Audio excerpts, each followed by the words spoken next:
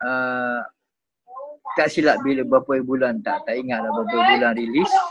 Lepas tu seminggu rilis album tu, pasar malam semua main lagu Eclipse. Suci yang debu lah.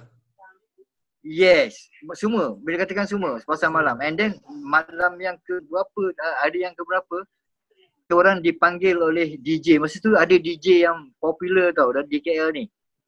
DJ yang popular. Siapa? Baru lupa dah nama. Yang sebelah DJ malam ni. DJ yang sebelah 12 midnight semua tengah malam. Dia orang panggil kita on the spot malam tu interview. Lagu. Tak payah buat Ipamum, dia orang panggil sendiri. So dia contactkan PR ACS tu, dia orang panggil malam tu kita orang pergi. Nama budak tu Yati lah, PR tak ingat. So Yati tu panggil abang dengan budak-budak, ada yang ada dekat KL. Masa tu belum buat promotion launching lagi, tak buat lagi, tak ada press release lagi, PC lagi, whatever kan. Secara so dia punya officialnya pergi, berapa jualan yes, album tu? Berapa jualan album tu? Yang official ke tak official? Yang official lah, senang. Tak Yang official lagi. official lebih daripada triple platinum lah. Triple platinum berapa bang? Di Malaysia triple platinum, di Indonesia 1 juta. HDX Award for the best of the year 1991. The best sales 1 juta unit sold. Dahsyat.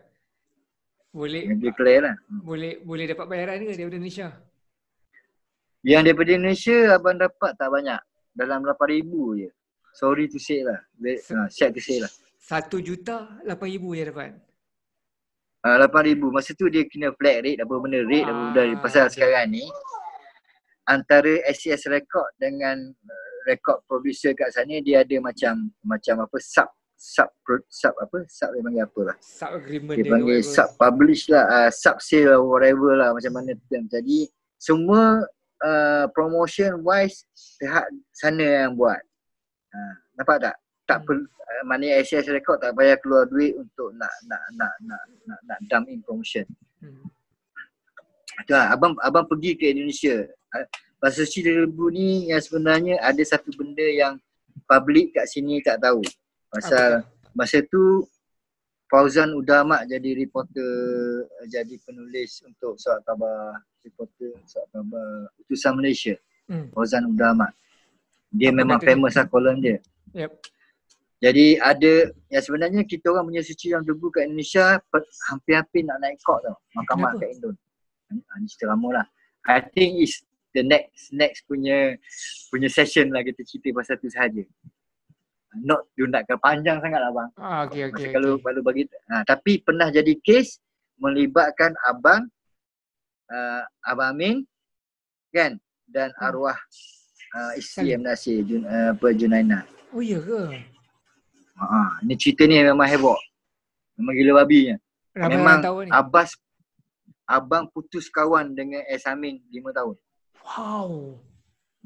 Ni cerita. Kenapa bang? Nanti dulu. Ni tak boleh cerita. Gila. Ini session lain. Kau kena minta kebenaran Abang Amin dulu. Ni session lain. Okay, session lain. Ni 90 meletup kat sini. Selepas juara lagu ni. 90 meletup kat Malaysia. 91 kat Indon.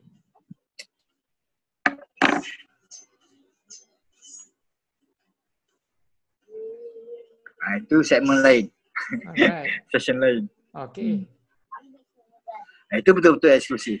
Alright. Jadi semua orang tahu.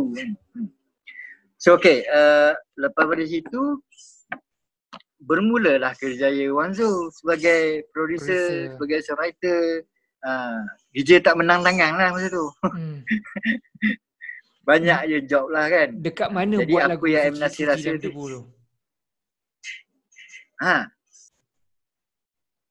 Yang sebenarnya, to be honest with you, abang tak target lagu tu naik tau.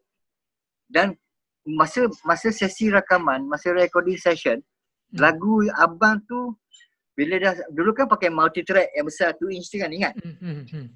Tahu. Zaman analog dulu kan pakai 2 inch tu kan. Dalam tu ada 9 lagu. Lagu terakhir Umaru datang jumpa abang. Masa lagu abang tak ada tau. Hmm. Pasal abang dah dengar dah lagu Kevin tu kuat, lagu Azam Dungung kuat, strong to push. So katanya tu siapa katanya Umaru, abang kita kena ambil lah satu lagu lagi ni, ada kosong ni, M. Nasir tak ada lagi. Engkau bodoh, engkau dah M. Nasir kutuk engkau nak ambil lagi je lagu dia, kan? Kau bangang ke ludah muka ke langit ni, kan? Jatuh atas muka sendiri, kan? Budak-budak lain memang tak suka lah. Budak lain dah ambil hati gila babi, kan? Dah Nasir dah tak pandang kita orang buat apa ni. Apalah Umaru kau ni. Kata Umaru, kita kan seni kan terbuka. Pergaduhan lain. Umaru punya kepala je. Tak ada. Abang as a producer, abang tegaskan. Gini lah, kalau kau nak buktikan pada M. Nasir, yang album, pasal ketika tu grup kalau tak ada lagu M. Nasir tak akan meletup, tak akan jual. Dia punya tagline ni macam tu. Nampak tak? Bermakna semua grup-grup kalau nak buat album mesti ada lagu M. Nasir boleh naik, kan? Jadi sekarang ni abang pecahkan tradisi tu. You know what happened? You know what I mean? Yeah. Kau tunjukkan yang kau tidak bergantung pada lagu M. Nasir, album kau boleh pergi. Masa tu M. Nasir akan topi ataupun M. Nasir akan buat public statement minta maaf dengan korang. Nampak? Tu. Tapi kalau dia orang nak juga, dia orang insist, abang boleh minta je, tak masalah. Masa kita dengan dia kan, abang dengan dia kan dah macam adik-beradik kan. Takkan dia tak bagi pun. Tapi abang nak tengok how strong is Iklim punya material guys, band boys kan. So dia terima lah, dia sebagai cabaran lah kan. So dia, and then bila dah keputusan macam tu, katanya Umaru, dah abang punya lagu mana ni? Tak ada apa-apa abang punya lagu.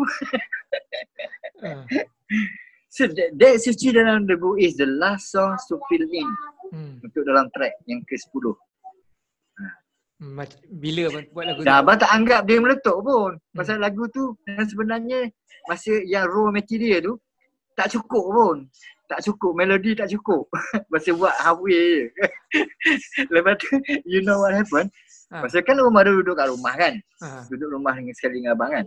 Jadi abang punya perangai, bila abang dulu pakai kaset tau. Kita orang rekod pakai kaset, tak ada macam sekarang canggih kan. Kaset tape tu kan. Kaset tape. Kau tengok dalam baku tu lah, kau ada. Dalam baku tu ada tersusun kaset kan. Kaset-kaset yang abang rekod lah. Jadi kerja dia, bila balik rumah je, Umar tu kelebek lah kaset-kaset tu dengar satu-satu. Terdengar lah lagu tadi, lagu Suci tu. Terdengar Abah Ham lagu tu sebenarnya, masa anak Abah yang first child born, my daughter, masa tu kita orang memang susah gila lah. Duduk atas tikar je, memang tak ada apa lah kan. Rumah sewa kan. Ada tikar je kan. Kilam ada satu share dengan baby kan. So yang sebenarnya masa baby tu abang nak anukan tidur lah kan. Masa tu kita orang tak boleh beli. Pampers pun tak mampu nak beli kan. Pakaikan lampin bodoh macam tu kan. And then masa tu tengah buaikan budak tu lah, anak abang tu. Tu hum lagu tu kan. Kosong je, tak ada gitar apa. Tak ada apa, hum gitu je. Adalah cara lain lah kan. Campur-campur kan. Lepas tu bila dah Umaru dengar, dia terpikat dengan melodi tu. Dia kata, bang, ni boleh pakai ni bang. Pakai apa lagu macam ni? Abang ni cakap kan. Okey. Abang ambil gitar dengan dia, jam kan. Jam. Sambung part yang da da da da da counter melodi lah. Itu abang sambung kemudian dengan Umaru. Pasal abang rasa tak cukup. Pasal kita dah tengok lagu yang lain ni lagi best. Lagu ni hanya gitu je kan tempat. Pasal dia tempat chorus dia da da da da da da da da da da da kan. Repeat 2 kali. Lepas tu rasanya macam tak cukup. So da da da da da da da. Nampak? Sambung daripada chorus kan. Line tu line abang jugalah. Tapi of course lah. Of course lah. Line abang jugalah. Tak ada daripada Umaru, cuma layan abang main gitar je kan. Okey, faham. So di situ tercetusnya lengkapnya melodi Suci Debu tu. Yang before ada lirik lah kan. Okay. Habis itu masa dan lagu tu jugalah yang abang masukkan vokal lagu yang paling akhir dalam album tu. Pasal lagu tu akhir buat. Abang Amin suruh abang tulis over the phone je lirik tu. Apa dia punya counting je. Dia macam ni kata tu. Dia punya bait dia punya syllabus lirik je. Syllabus lirik tu lah. Yang kau bagi ayat yang lirik dia lah kan. Pasal masa abang bagi tu na je dadi je kan. And then okay, ada satu lagi cerita yang unik yang memang eksklusif pasal lirik Sesiram Debu ni. Itu pun abang nak kau minta konsen dengan abang Amin untuk tulis. Pasal ini memang orang tak tahu. Okay. Memang public tak tahu. Hanya abang dengan Amin je tahu. Okay. So I think it's not I'm not telling you with this session lah. Alright. Pasal itu memang pelik tapi benar. Okay. Apa yang berlaku pada Abang Amin selepas ni hint sikit lah. Okay, abang bagi dia melodi dalam kaset, dia hantar kat rumah dia masa tu dia duduk kat Taman Seri Rampai. Rampai Court. Dekatlah dengan abang Ulu Kelang tu. Abang pergi hantar dia petang tu, Min, abang saya nak hantar ni lagu ni. Okay, kau datang ke rumah hantar. And then letak atas meja. Pasal rumah Amin ni macam rumah abang boleh free, bebas sampai ke dapur. Sama juga macam Manasi kan. So dia dah macam kami dah macam adik-beradik lah. Lepas tu, excuse me. Cakap banyak ni kering dekat aku. Tak apa, biasa. Saya pun minum air juga. Lepas tu, jadi selalunya Abang Amin akan tulis lah bila dia siap, sama ada dia hantar jumpa, dia datang studio ke ataupun abang datang pergi ambil ke rumah dia balik ke, tak kisah lah. Jadi ceritanya sikit abang boleh bagi tahu pada engkau. Hari yang sama abang hantar kaset untuk dia buat melodi tu, kan, untuk dia buat seni kata tu, dia selalu hobi dia kalau tak ada apa-apa hal, dia pergi kat Tasik Tisi Wangsa tu. Buat lirik situ? Tahu kan? Dia suka melukis kat situ. Dia suka sketch kan. Jadi ceritanya, ini dia sendiri. Dia masa tu hujan renyai-renyai tu petang. Dia ternampak kelibat orang pakai jubah tepi dekat somewhere kat situ. Pakai jubah dekat somewhere, dekat dia melukis. Kan dia luas juga kan masa tu kan. Jadi kelibas macam gitulah, macam libat je kan. Lepas tu dia toleh, benda tu tak ada. Ni cerita ni. Malam tu dia mimpi. Okay, habis kat sini je. Habis kat sini je. Abang tak nak biar kau suspend. Tak nak. Habis kat sini je. Habis kat sini. Kita buat session lain. Alright, fair enough. Okay. Aku hang cliff kat sini. Oh, okay. Ada cliffhanger bang Cliffhanger kat sini.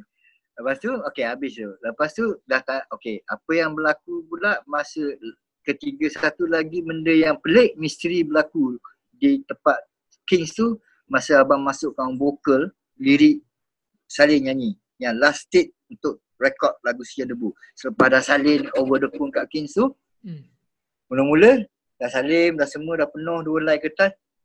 Amin tanya abang, Wan, kau nak taruh title lagu apa ni? Abang tanya dia, title ni abang apa ni? Tak, aku pun tak tahu nak buat title apa, katanya abang ni. Dia ni lah, kau taruh suci mula lagu aku yang suci, suci dalam debu lah. Spontan lah macam tu. Apa maknanya? Biar orang fikir lah. Aku sendiri pun malah fikir. Taruhlah suci dalam debu. Bila si saling baca, lirik tu, okey juga bang. Lantak nyanyi lah. Okey. Tak kisah. Budak-budak pun semua agree lah dengan title whatever lah. Kata kita boleh subjektif, boleh tukar apa kan. Masuk nyanyi. Zairi, kenal Zairi sound engineer tu dulu? Tahu.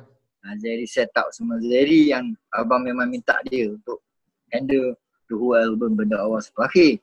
Abang tak nak sound engineer lain. And mixing of course lah Peter Chong lah kan. Lepas tu masuk dah. Biasanya kami buat vokal memang kita orang tak ramai masuk lah. Memang abang dengan producer, abang dengan singer dan engineer. Lepas tu budak-budak iklim, abang kunci gitu lah, biasanya gitu lah. Okay, dah set up semua, dah make sure dah set up semua, sound dah baik dah, hip pun dah baik dah, Salim dah balance semua apa. Salim pun menyanyi. Kau nak tahu apa jadi? Bila music start masuk, dia nyanyi first line, engkau bagai air yang jernih kan. Aku stopkan konsol tu. Kepala aku dah besar studio tu aku rasa. Kenapa? Dah besar studio sampai aku dah menggigil jari aku. Aku tak boleh nak continue lagi. Aku cakap, Lim, masuk. Keluar. 1 hour aku stop session recording tu. Kita dah tak boleh nak, dah rasa lain macam lah. Dengan satu line yang si Salim nyanyi. That feeling, lepas tu Toki Cina datang. Wanzu, apa pasal you stop? Tak boleh lah, saya tak boleh lah. Saya dah tak boleh nak continue lah. Bagi saya relax lah 1 hour. Pergi minum air dulu, malam kan. Minum air, relax. Salim terpinga-pinga kat dalam. Abang, asal abang? Dia kan lantan kan. Abang, kenapa abang? Mu keluar. Aku tak boleh continue. Itu abang tak faham tau.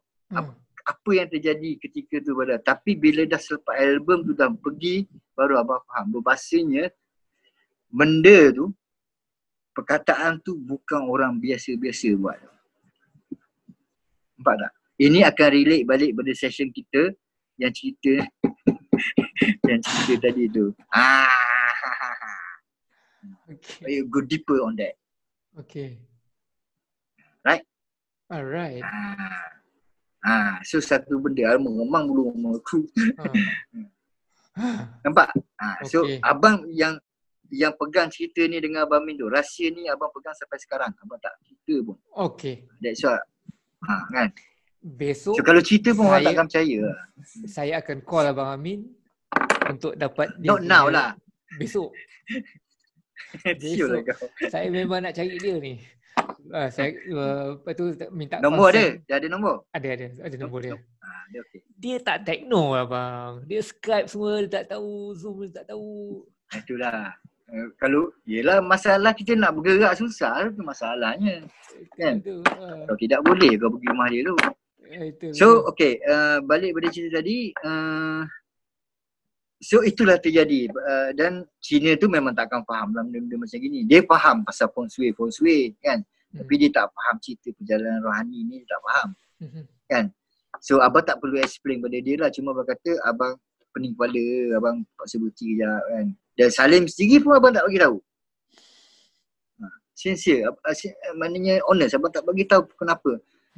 Relax tu, aku pening kepala lah, macam tu lah, abang cakap tu. Kau relax je setengah jam, lepas tu lepas balik studio, lepas 1 hour pada that, 1 take dia jalan. Macam tu je. Tak ada pancing-pancak lah. Itu cerita dia. Itu pasal lagu tu lah. Jadi bermakna kau dapat gambarkan lah maknanya cerita yang macam mana sense sebenarnya berlaku lah. Maksudnya dari lagu tu yang abah dah, maksudnya abah dah rasa dah lagu tu dalam yang abah tak erti nak explain my feeling masa first line yang dia nyanyi tu, dan lagu tu pergi sampai hari ni dah jadi legend, dah jadi legacy dah lagu tu. Dah jadi, dan selepas lagu tu diedarkan, dijual pun banyak feedback lain, cerita-cerita yang mesti yang abah dapat. Daripada imam ke, daripada Tok Bilal ke, daripada driver taksi, daripada bas ke, tepi jalan ke, gelandangan ke, maknyah ke, semua abah dapat feedback. Banyak dia macam tu maksudnya in deeper, lagu tu pergi kepada jiwa manusia. Betul. Di atas interpretation sendirilah, atas sini kata tu. That abang tahu pada hakikatnya bukan sembarang manusia yang tu buat. Di sini kata. Betul.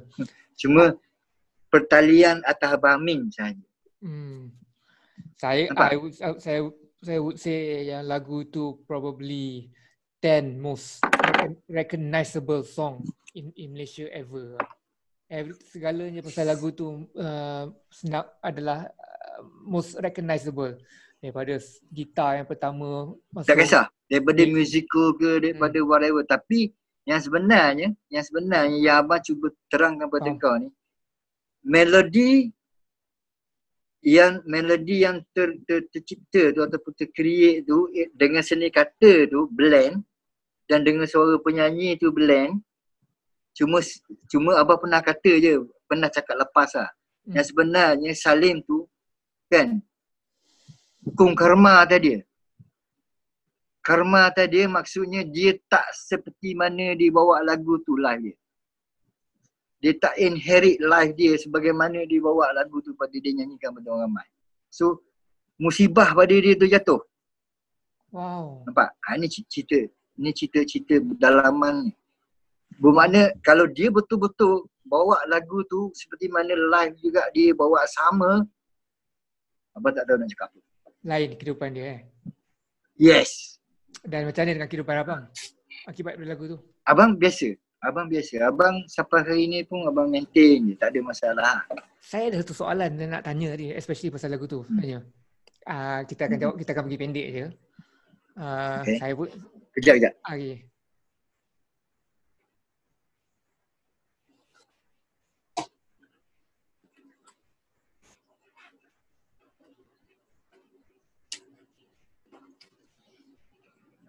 Okay. Go ahead. Okay. Ni soalan ni pun pendek je.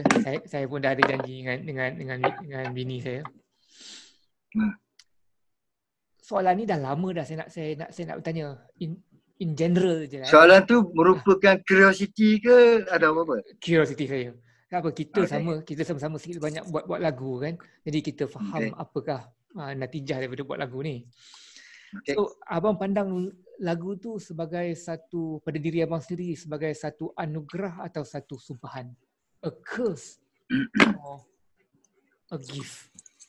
Okay. Itu sebenarnya ada rahsia pada abang sendiri lah. Tapi itu jugalah abang rasa perlu ke abang cerita pada korang ataupun perlu ke public tahu hal ni. Pasal ini memang abang betul-betul punya secret lah, punya confidential abang sendiri. Pasal ini relate kepada abang punya kehidupan masa ketika tu. Maksudnya suasana kehidupan abang ni, siapa diri abang sebenarnya. Nampak tak? Itu on the surface je tau. Abang tak boleh pergi deeper. Then okay. So dia punya deeper next time. On the surface je hari ni. Bermakna dia merakumi perjalanan abang daripada siapa abang. Sebelum abang kahwin, siapa abang? Abang pernah usahakan buat skrip untuk lagu ni, tak pernah habis, tak pernah siap. Abang pernah buat skrip untuk jadikan filem kisah Suci dan Lebu ni. Iaitu kisah abang lah sebenarnya. So, that's why kata siapa yang mendengar Suci dan Lebu ni, dia akan relate pada kehidupan dia sendiri. Pasal sebenarnya kata dia wide. Dia boleh, kalau Pondan dengar, Pondan akan relate pada cerita dia. Tak, ni betul ni. Kalau driver taksi dengar, dia akan relate pada cerita kisah hidup dia. Okay. Sama juga, kalau awak sendiri dengar pun, awak boleh relate dengan kisah hidup awak. Biasanya gitu lah. Nasib baik kalau saya dengar, saya tidak relate pada jiwa Pondan saya. Sorry. Sebab apa? Okay, the key word dalam situ, yang abang nampak, dalam the whole of lirik tu, kalau awak perasan, selalunya manusia ukur daripada apa yang tengok luaran. Nampak tak? Alright, face value. Dia judgment akan tengok daripada apa yang awak tengok. What you see, you get. Tapi selalunya manusia lupa bahawasanya di sebalik apa yang tengok tu ada benda yang lain yang dia perlu tengok. Bermakna yang tersurat pasti ada yang tersirat. Betul tak? Nampak tak? Okay. Yang tersirat tu ramai orang tak kerti. Kan? Kena ada kasyaf sikit lah untuk menembusinya. Yes. Bermakna kena ada apa dia panggil, rasa jiwa yang lebih halus untuk pergi kepada sebalik kata-kata tu dan relate kepada kehidupan kita. Mirror back untuk kehidupan kita. That is the right word to say. Mirror back apa benda yang di sebalik kata-kata tu berlaku tak atas kita, hidup kita masing-masing. Mesti berlaku kan? Kan? Kalau orang surau boleh kata lagu tu lagu tayamum, maknanya dia religiously interpret on that punya view. Nampak tak? Right. Betul tak? Okay. So bagi abang, lagu tu sebenarnya kehidupan abang. Siapa Wan Zul sebelum dan selepas. Itu cerita abang. Ya, abang interpret lagu tu untuk abang. That's why abang kata, bolehkah Abang Amin buat lirik macam tu? Manusia tak boleh predict manusia punya life. Right? Hanya something yang tahu je di luar akal ni yang boleh predict, iaitu Allah Ta'ala lah. Sama ada wali ke whatever dia nak panggil, tak kisah lah. Betul tak? Kau tak selalu, kita tak akan nampak benda yang jauh daripada apa yang kita tengok di depan kita. Di belakang pintu pun kita tak tahu apa dia ni. Belakang perbandingan kau tu pun kau tak tahu apa dia ni kat belakang. Nampak? So bermakna mirror kita punya punya eyes of yang apa nak cakap lah, aku tak reti nak cakap dalam bahasa tu. Tapi bermakna kasyaf tu, itu dua kasyaf. Benda yang kita lihat mata hati tu, mata hati kita tu yang dalam tu melihat lain daripada apa yang kita tengok mata zahir. Boleh kau boleh note down tu mata zahir mata batin. Kalau kau cakap dengan Abang Amin lagi aku tak tahu macam ni. Dia cakap boleh, tidak. Kalau dia jawab macam gini. Boleh menembusi hijab-hijab yang ada depan mata. Yes, yes. Bermakna tapi khususianya benda tu mirror back balik kepada kita, kehidupan yang kita perlu peka bahawasanya selalunya kebaikan ataupun yang menguasai semua sekali daripada kejahatan. Of course kejahatan ada lawan kebaikan. Benda tu tak boleh tak ada, kena ada lawan orang baik. Kan semua berpasangan. Itu ceritanya yang pada abang menginterpret nak menceritakan sejauh ni ada yang baik, ada yang buruk. You kena synchronize benda tu. Kan? Dan you kena lalu. You boleh lalu yang baik je. Yang tak baik pun kena lalu juga. Betul tak? Betul. Itu my definitions on that lyric. Kan? So kita kena ambil benda tu secara kalau secara akademik, of course lah, macam-macam orang boleh interpret, bahasa sastra, whatever. Tapi kalau segi kerohanian, kan? Atau dari segi kebatinan kita, hakikat kita, itulah ceritanya manusia perlukan kebaikan dan kejahatan together. Baru dia faham artinya sebuah kehidupan. Baru dia faham arti God's punya maha bijaksana. Betul tak? Betul. Faham. Maha berilmu, maha whatever lah. Kan? Tak kira lah bangsa apa kita, agama apa. Betul tak? Kita sedang berbincang pasal that lagu tu lah yang buat outstanding sampai sekarang. Kau kira lah berapa puluh tahun lagu tu lah. 20 lebih nak masuk 30 dah. 30 dah. 30. Wow. Sampai hari ni main lagi. Bermakna lagu tu sebagai nak gunakan untuk syllabus motivation pun boleh. Macam-macam boleh. Tapi siapa yang boleh buat lirik macam tu? Itulah. Tak ada. Ini cerita yang session yang next session yang tak concern dengan. Kita akan lebih mendalami ilmu laduni ni lagi bang whatever you want to call lah. Tapi of course lah. Tak kisahlah pasal abang pun tak tahu background kau kan. Tapi as kita orang Islam ni, kita kena percaya benda-benda yang gaib. Okay. Because kalau tidak, kalau kita pre-thinker lain, kita nak cakap macam ni pula. Kan? Betul tak? Yep. Dengar tak tu? Dengar. Bang, nanti lu. So bermakna kita kena sambung lagi bang. Just to say thank you for your time. No problem man. Nanti saya edit balik. Lepas tu ada sambungan part 2 dia. Okay, abang nak tanya kau lah pula. Kau je saya tanya. Sekarang ni kau buat ni, kau memang buat untuk apa dia panggil YouTuber apa benda? YouTube sebagai untuk YouTube content lah. YouTube content. Selalunya yang selagi lagi banyak rating viewers yang kau dapat, bagi YouTube bagi privilege whatever lah. Tak ada apa pernah dengar hal cerita macam ni. Boleh. Kan? So tak apalah, bukan kata abang nak ikut kau buat, tak. So apa dia punya pulangan bila buat benda ni? To be honest, saya pun tak tahu apa pulangan dia. Saya buat benda ni macam mana kita semua buat lagu mula-mula dulu, art of passion. Saya percaya nombor satu, setiap orang ada cerita. Dan kalau saya cukup cerdik, cukup pandai untuk congkil cerita tu, saya akan dapat cerita yang luar biasa. Cerita yang sedap daripada orang yang paling bosan dalam dunia ni pun akan jumpa cerita yang sedap juga.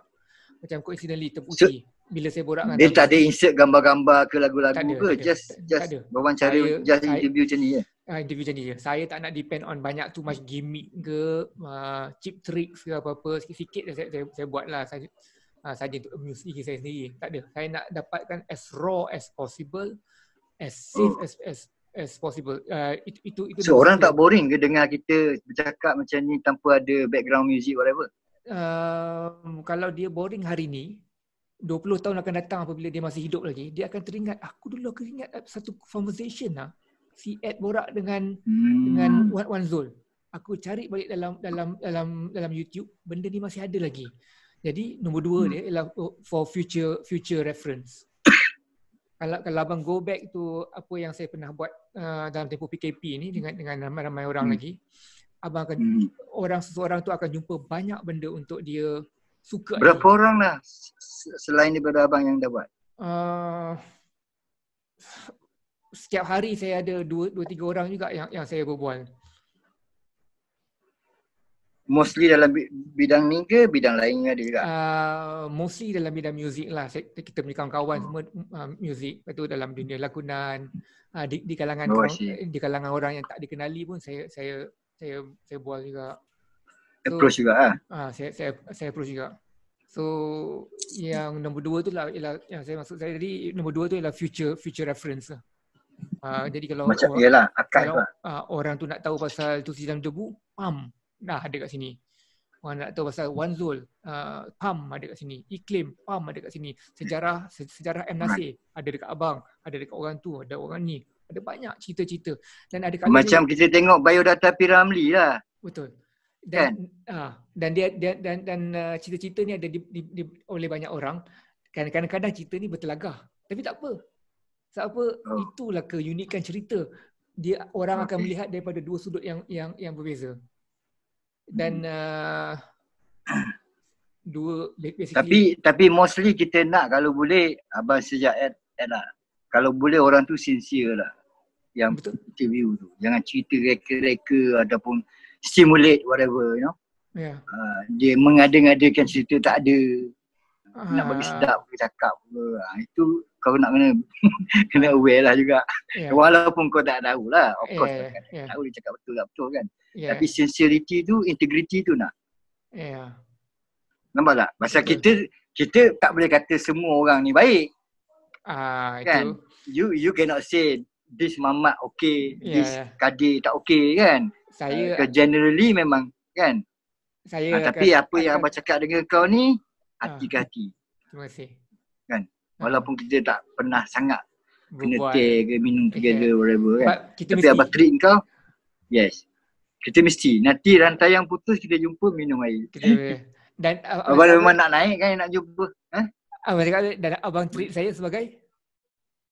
sebagai insan seni sama dengan abang juga lah. Sama, satu aliran lah. Terima kasih. Pasal kita bercantum dengan rohani tau. Lebih daripada fizikal. Sebenarnya. Betul. Pasal yang yang jiwa tu yang pergi. Betul. Ini abang punya prinsip abang lah. Prinsip abang. Jiwa tu yang mencantumkan kita. Tak kisahlah kau bangsa apa, agama apa. Pasal abang pernah dianukan oleh kawan-kawan overseas yang lain race bangsa. South Africa, Japanese yang cerita pasal Cilibu ni. Dia tak faham pun bahasa Malaysia tapi dia melodi tu sentuh jiwa dia kan. Melodi tu sentuh dia, ya betul. Okay, I think you ada benda nak buat lain. So okay. Interesting. Maknanya kalau cakap memang tak puas lah kan. Tapi nanti satu masa nanti kita akan sambung. Kita sambung. Tapi janganlah terdekat sangat. Okay. Relax dulu. Okay, alright. Terima kasih. So, okay, take care. And then salam ke your wife, whatever. Berapa orang anak dia ada? Ada satu. Ada satu? Good. Cucu tak ada lagi? Belum lagi Dah ada lah. cucu ke belum? Belum.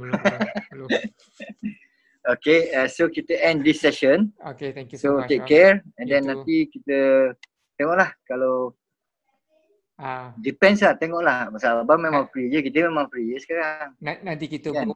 WhatsApp lah macam biasa. Alright. Alright bang. No problem. Okay, Terima terima kasih banyak-banyak. Okay, good night. Good night bang. Bye. Tak sebegini aku berlakonkan.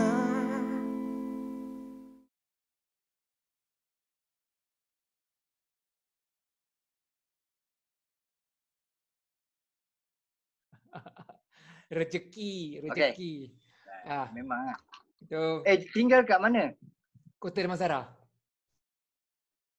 Kota Damansara. Alright. Ah. Okay. Yep. Abang dulu kerja dengan Ambang Klasik juga kan? I was with Ambang Klasik 2 tahun. 96 sampai 98. Saya pernah abang produce wife saya punya lagu juga Tak, siapa dia? You punya wife? Dang Surya. Iyalah. Dan Surya was in the apa? Raya album. Siapa You remember tak? Ya, ada. Abang ada. Abang producer kan? You ada dia punya kopi. Tak ada. Sinaran. Saya tahu. Kita ada dia punya platinum punya apa dia panggil tu? Yes. You just imagine. Plug. Okay, you nak dengar cerita pasal album tu tak? Sekejap. I just shortly Go on. Okay, sebenarnya masa tahun 1996 masa tu kita recession tau. 98 masuk recession kan? Ingat tak? Ya. Nak masuk recession. Very great recession masa 1998 lah. Previously 2 tahun sebelum recession tu memang job dah gila babi. Ada dengar tak cerita artis kita tolak jual makanan tepi jalan. Tak bayar api. Masa tu ingat tak tahun tu? Ingat. Kan? Diorang buat warung selebriti lah semua. Warung selebriti lah, whatever lah kan. So everybody at kiosk lah, masing-masing nak. Dah tak ada job kan? Okay, that was the time TV3 ada call abang. Masa tu kalau awak ingat masa tu entertainment manager Puan Nazizah Muhammad. Ingat. Saya pernah kerja ingat kan? Alright. Okay. So masa tu CEO dia Encik Yunus Said. Tahu. Okay. So Encik Yunus ada suruh Puan Nazizah call abang. Tak apa benda lah. And then I was invited dekat penthouse TV3 borak dengan CEO Cik Yunus lah. So cut short CEO Cik Yunus tu offer abang. Dia kata, you boleh tak tolong kita orang? Kita orang dah buat survey 5 years analysis dalam business production, dalam business punya ni lah, dalam music production. Dia dah approach M. Nasir, dia approach arwah Rahim Osman, Abah Rahim kan. Dia approach Aziz Bakar. You remember Aziz Bakar? Ya, kenal. Right? Okay. And then a few more guys lah. Kita punya otai punya ni lah. And then dia masing-masing tak nak bagi cooperate sangat lah. Cooperate sangat dengan apa yang dia orang buat lah. So okay. And then I kata okay kalau you nak saya involve. So ibaratnya macam mana cara dia saya nak involve kan. Dia kata gini. Dia kata kita orang sebenarnya nak ambil abang masuk dalam TV3. Lepas macam mana saya freelance kan, saya banyak job, saya punya income gini lah, bla bla bla bla. Dia kata tak apa. Dia kata as long as you commit dengan kita orang will provide everything lah. Macam tu. So gini, kata saya balik fikir dulu lah kan, macam tu lah. Kita biasalah, kita jenis jual mahal kan. Kena lah. Tapi kena lah kan. So then dia kata meanwhile dalam masa you tengah fikir tu, you boleh datang, you boleh access TV3 anytime. Kita orang bagi pass pada saya lah. Abang lah. So you can access every floor. Macam tu punya gaya. Kan? Dahsyat. Lepas tu, okay, balik abang cerita dengan member lah. Macam cerita dengan, biasalah dengan kawan-kawan kita lah. Awang BPR, dengan Abang Rahim, dengan all this dekat Studio King lah. Biasalah gitu kan. Lepas tu, but objektif dia orang ni, abang tak nampak lagi lah. Apa benda yang TV3 nak sebenarnya, tak nampak kan. And then, there was a second meeting. Abang pergi balik jumpa. Masa tu hari-hari Puan Azizah call abang tau. Nakkan jawapan sama dia nak ke tidak lah. Biasa lah kan. Nak lama, nak melamar, nak sangat tu. meminang kan. Nak sangat lah tu. Berkenan sangat. Okay, masa tu kalau tak silap, Anwar Ibrahim jadi Timbalan Perdana Menteri. Yep. Yes, deputy. And then at that time TV3 was the MRCP punya anak syarikat kan, right? Yeah. And then usahawan-usahawan Melayu chair by Dato' Anwar Ibrahim. So Anwar Ibrahim yang execute benda ni dekat TV3 suruh look into this industry. Baru abang dapat info. So untuk save Melayu punya music industry. So itu cerita-cerita yang reporter semua tak tahu tau. Then itu yang best tu. Maksudnya Anwar Ibrahim dah bagi TV3 grant untuk jalankan untuk siasat for 5 years. Apa sebenarnya revenue music Malaysia ke mana dan di mana pergi. Yang lokal masuk kat mana, yang foreign masuk kat mana. So TV3 yang jalankan task force ni. Okay, to make it this really realistic, maknanya untuk realisasikan benda ni, that's why TV3 panggil all these music makers, all these composer, whatever, top composer panggil untuk dapatkan input lah. Itu yang dipanggil salah seorang abang kan. Okay, so bila abang dengar cerita yang sebenarnya, tergeraklah hati tu. Of course lah, awak pun memang behind the industry, awak pun nak tolong juga, nak tolong diri awak, nak tolong semua orang, nak tolong member kan. So why not give a chance lah, maknanya grab lah kan. So tengoklah macam mana, tapi dia kena follow kita lah punya rentak lah.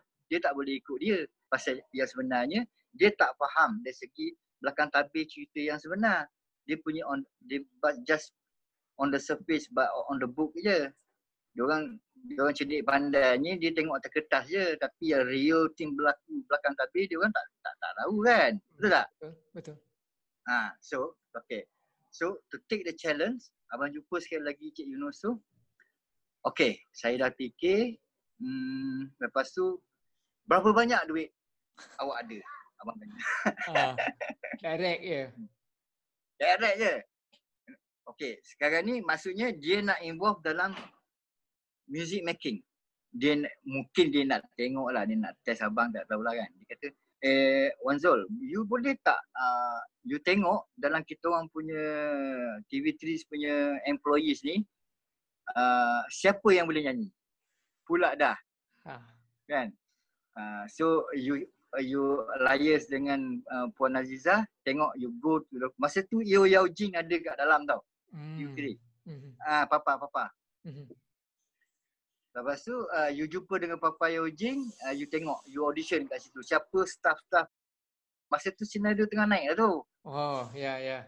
Masa tu zaman kegemilangan pasport. Pasport kegemilangan. Ya, pasport kegemilangan. Kan epic kan, dia orang punya viewer rating kan tinggi masa tu. Yep. So bermakna agaknya dia dah ada cadangan untuk macam mana nak memperdagangkan bakat-bakat yang ada dalam TV3 ni daripada program tu. Betul tak? Mesti macam tu kan. So biasanya dia orang buat reality program, bila habis kontrak je dia orang bersepah je. Sayang Pasal every week ada je talent dalam pasport kegemilangan tu kan. Right. So agaknya that's one of the reason yang dia rasa dia boleh boleh buat kerja lah, boleh cari makan lah, boleh venture lah kan. Maximizekan talent yang dia ada Yes, and then at the same time dia orang punya target ataupun dia orang punya matlamat untuk nak save industri tu adalah kat situ. Bolehlah dia orang buat modul kan apa benda kan. Itulah caranya. Okay, so cut short. Okay, abang kata masa tu kalau tak silap abang 2 minggu lebih-lebih sikit je nak raya. Bulan puasa lah. Okay. Bulan puasa. Lepas tu, okay. Abang kata, okay, if you really dia nak suruh buat album raya lah ni cerita ni. Kata gini Cik Yunus, kalau album raya untuk compilation senang kerja kan. Kopi suruh je awak punya anak buah nyanyi, betul tak? Okay, why don't abang punya gila lah. Abang ingat dia tak nak, betul tak? Because benda ni luar biasa lah. Saya buat semua lagu baru, lagu raya baru totally new. Dalam masa 2 minggu saya deliver master. Berapa Cik Yunus nak bayar saya? 2 minggu? 2 minggu? Kau bayangkan? Kan? 2 minggu lagu baru tau. Dan lagu tak ada lagi. Satu habuk pun tak ada lagi. Studio saya, mana-mana saya nak, kalau kena bayar triple pun Cik Yunus kena bayar. TV3 kena bayar. Saya ingat ke dia tak nak lah. Mak, aku ingat dia tak nak lah. Okey, dia kata. Boleh. Berapa je you buat? 2 minggu kita deliver. Tak ada airplay, tak ada radio station, saya push all out dengan TV je. Push. Album yang kata Dan Suria involved tu. Kan? Ya. So, satu benda yang lepas tu aku call lah member. Ada job free lah, bonus. Macam ni. Aku call dekat ni, adik Fauzi, Ramlan. Ingat Ramlan? Studio Tusan. Ya, betul. Ramlan. Ya. Ramlan, aku nak engkau squeezekan time untuk aku dalam masa 2 minggu ni. Aku nak siapkan lagu raya baru dengan mixing, dengan master deliver. Kau gila ke Wan? Ramlan cakap dengan abang kan, kau gila ke? Mana boleh buat dalam 2 minggu dengan tak ada lagu kan? Aku cakap engkau trust me. Semua aku bayar berapa kau nak charge? Aku suruh TV3 kau bagi je bayar. Dia TV3 banyak duit kan. Masa tu siapa? Chobit ada, Hibov, Anwar Dahlan, siapa lagi? And few more musician. Semua nak bonus. Aku kata okay, satu lagu aku bayar 400 tau. Daripada 200 aku bayar double ke orang tu. Kau bayangkan? Boleh kan? 200, biasa 200.5, paling tinggi pun 300 lah. Keyboard Ramli 300 masa tu. Li, kau main lagu aku 600 aku bagi satu lagi. Kau nak tak? Betul kau tanya Ramli. Boleh lah, aku nak lah semua. Jadi semua orang tumpu benda abang lah pasal production ni is special dengan lagu baru. And then semua elemen baru kan. So, kau tahu aku tak balik rumah dalam studio. Mana sampai berapa maksimum yang studio time ada, aku belasah dalam tu juga buat lagu. And then aku work closely dengan Anwar Dahlan. So semua lagu baru. Mat, kau bayangkan. Dan lagu tu pula ending cerita meletup. First sale 60,000 jual. Firstnya. Kau bayang live hub yang distribute untuk TV3. Without airplay tau. 60,000 unit. Bayangkan. Strike. First week of Hari Raya tu, masa Hari Raya tu dah meletup lah. 60 dah. Tapi sayang sebab vendor tak cukup and then airplay, radio play tak ada. So ramai orang tak dapat album. Ramai yang tak dapat. So scenario involved, Dan Suria involved, Sharifah Syawati involved, Ras Adibah, Azizah Muhammad, tidak silap. Azizah Muhammad pula. Siapa ni? Azizah Arifin. Azizah Arifin. Ya. Oh, dia boleh Azizah Arifin lah. Ya. Dia boleh nyanyi. Azizah Arifin sedap nyanyi. Suara dia besar kan. Sharifah Syawati, Dan Suria, Ras Adibah, Zaki Anas. Zack. Zaki Anas. Zack. Ya. Sorry. Sorry. So okay. So album tu meletup. Bila meletup je, terus diorang absorbkan abang dalam tu lah. Untuk then masa tu lah anak kita bukakan anak payung, subsidize semua mana local company bagi open signing dengan ambang klasik dapat duit 10,000 upfront. 10 ke 20,000 untuk support production mana-mana local production yang tak cukup duit lah. I don't know where are you masa tu. Belum lagi. Tak nampak pun bayang kau. Tak kenal lagi kot. Tak kenal. Because of course, Amir abang Yukis kenal kau pun masa mana lah. dekat Port Dickson. Oh ya, Express Dekat Port Dickson. Itulah. Dia Express Ya betul. Ya, correct. Betul. Correct. Masa tu baru kata mamak ni siapa lah. Because you was not in macam hang dekat studio macam kita orang kan. Ya. Jarang nampak lah. Ya. Tak nampak pun kat studio King, tak nampak pun muka kau. Tak ada. Saya 2000 baru saya start. Saya dah miss that zaman kegemilangan tu saya. Oh ya. You masa awak ada dalam behind the scene tu, Arab ada lagi tak? Arab? Ada. Arab masih ada lagi. Saya last kali buat dengan dia masa dekat studio Tusan tu lah. Last few works dia. Oh, I see. Okay. Kenapa dengan Arab? Tak ada apa. Arab pun dia masa dia balik daripada Berkeley pun dia hang dekat studio King, baru kita orang kenal. And dia banyak juga buat lirik untuk lagu-lagu abang. Ada 1-2 juga lah. Tapi meletup juga. Dia buat lirik. Okey juga. Pasal tu abang tak tahu dia tu boleh nyanyi ke, pasal dia apa? Dia duduk dekat Kings pun as lyricist je. Lepas tu dia join team mana yang langsung dia boleh dengan left-handed punya group kok. Ya betul. Kan dia replace vocalist Nash kejap kan.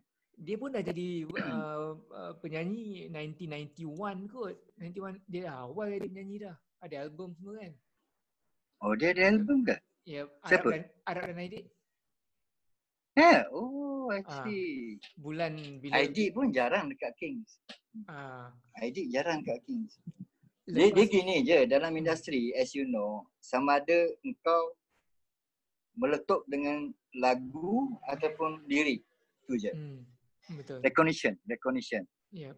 So kalau lagu tu meletup, then orang akan check lah siapa yang buat lagu tu, siapa yang buat lirik tu. Tu license to kill lah dia. Itulah dia. Kan. So masa abang datang kat situ dekat Kings tu, I daripada main kampung ni, kata cuba nasib lah. It was 1986. 1986 abang dah start pergi KL. Lepas tu dapat dekat CM Central Market dengan Dino, dengan si siapa budak-budak melukis lah. Basking dekat situ, whatever lah. That was my early days lah. But masa sebelum betul-betul pergi ke KL tu, abang dah buat lagu satu. A. Ali dah ambil satu lagu untuk abang. Masa tu A. Ali jadi A&R apa ni dekat live. Untuk siapa bang? Nama artis tu Seniman Jonaidi. Ingat kenal nama tu? Tak kenal lah. Dah lama lah kan. Lepas tu masa tu abang pernah jumpa A. Ali. Pernah jumpa A. Ali, pergi kat office tunggu A. Ali datang masuk, barulah biasalah kan. Ini sembang dengan A. Ali macam mana. Jejak kaki pertama 1986 di KL, lepak dekat CM, lepak dengan budak-budak pelukis kat situ. Lepas tu lepak kenal dengan budak-budak, dengan abang-abang ke Pertasa. Abang Usop, Abang Sisu, Abang Sani. So dia orang memang lepak kat situ lah kan. Masa tu dia orang dah naik dengan lagu Masih Kau Ingat. Kan. So bila dia orang nampak abang, so dah jadi macam budak ni macam mana lah, budak siapa. Dia mesti curious lah kan. Jadi okay. And then singkatkan cerita, masa tu abang jadi part time backup gitar untuk lagu-lagu puisi Dr. Wan Zawawi. Profesor Dr. Wan Zawawi yang buat lagu Perjalanan Hidup Rami Sarip tu. And it happened to be that Dr. Wan Zawawi tu related to me. Related. So dia tahu abang DKL, dia ambil peluang, Zul, kau backup aku. Dia pun banyak show kan kat Malam Puisi, universiti kan. Sampai kat Club Med pun festival pun, Asian Festival pun abang involve dengan dia lah. Kan, tak kisahlah backup lah, saya buat bodoh je lah kan. Nak suruh. And then, satu hari tu, because Universiti Melaya, every year dia orang, masa tu Zubir Ali ada lagi arwah. Zubir Ali pun kerja dekat UM. Dia dah Dr. mengajar Wan itu Zawawi pun kerja. Yes. So abang pernah jumpa in person dekat office Zubir Ali, ajak bersembang biasa lah. And then Dr. Wan Zawawi ni dia punya social friends banyak kepada artis, banyak pelukis, artis, actor, actress. So dia penyajak, penyair semua ada dia dalam grup dia ni. So termasuklah malam tu sekali bila ada pementasan puisi di Universiti Melaya, Ramli Sarip was invited, M. Nasir was invited. Then of course Dr. Wan Zawawi sendiri. Kat belakang stage tu lah abang jumpa dengan Abang Nasir. Dengan Abang Ramli. Nampak? Ini peluang aku ni. Kalau aku tak ambil peluang malam ni aku bodoh. Kan? And then okay, pinpoint abang pada M. Nasir lah, bukan Abang Ramli. Because Abang Ramli sebenarnya turutan kemudian. Abang Ramli dengan Ramli Sarip, Abang Ramli dengan Dr. Wan Zawawi macam ni. Ngam. Pasal every time Abang Ramli datang, dia pergi rumah Dr. Wan Zawawi. Lepak kat sana. Ini Ramli Sarip lah, bukan Ramli MS. No, Ramli Sarip cerita. Okay. Ramli MS Ramli MS kat studio. Okay. So, dua ni nama yang besar masa tu 80s. Kau bayangkan? Ramli Sarip dengan dia punya koloni dia kan? Betul tak? M. Nasir dengan dia punya so abang kena buat pilihan nak ikut kroni mana ni, nak ikut grup mana ni. Kalau Ramli Sarip kat sini, Ramli Sarip dia off and on, dia still duduk Singapore. Nampak tak?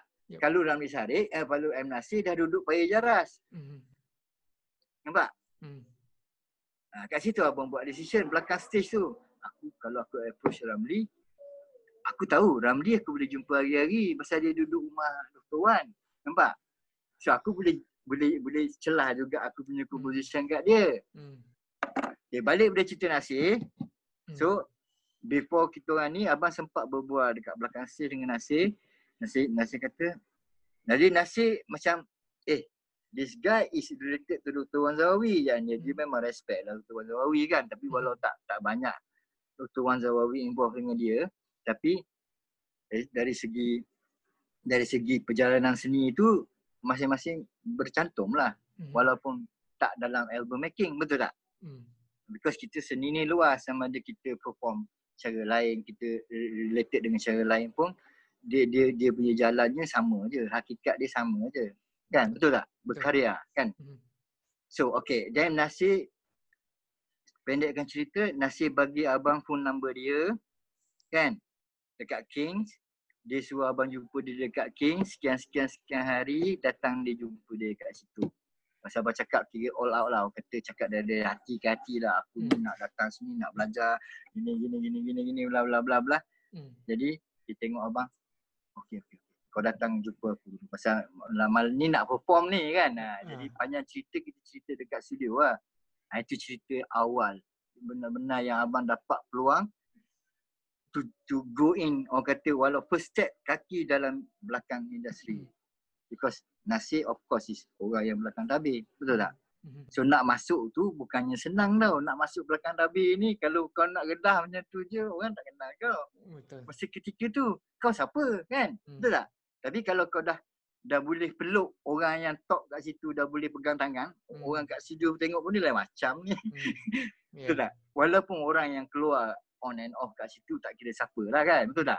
Tapi bila kau berjalan dengan big gun, orang yang ada nama, bermakna something special lah, betul tak? Macam sekarang ni aku nak serahkan material pada orang yang Arif dengar lah ceritanya, betul tak? Kan? So daripada kita post macam Ali tu pakai post saja, kalau kebetulan dia suka dengan, dia ambil lah. Ini kita jumpa dengan tuan badan kan. So the main thing is here that abang betul-betul masa tu dah nekat nak belajar macam mana behind the industry ni, apa yang berlaku sebenarnya kan. So terperanjat lah first time tengok mixer analog 24 track semua benda tu. Tengok macam rusa masuk kampung lah kan. Tapi of course lah, nasib baik dari segi communication wise Abah tak ada problem lah. Pasal walaupun kita orang kampung tapi kita English educated, so tak ada rasa tertinggal sangat lah dari segi cakapan, knowledge, can mix around lah. Right. Itu yang Abah yakin dengan diri Abah. Pasal walau ke mana pun aku pergi, communication aku tak ada problem kan. So bila communication tak ada problem, ilmu senang masuk. Yep. Betul. Betul tak? Betul. Kalau kita macam pekak badak, orang cakap kita tak faham, tak faham, tak reti juga. Dah Tangan maghrib dikocek, sambung tak? jalan menyengit, Jom mata ke bumi, hati ke langit, sabar menanti, peluang datang, begitulah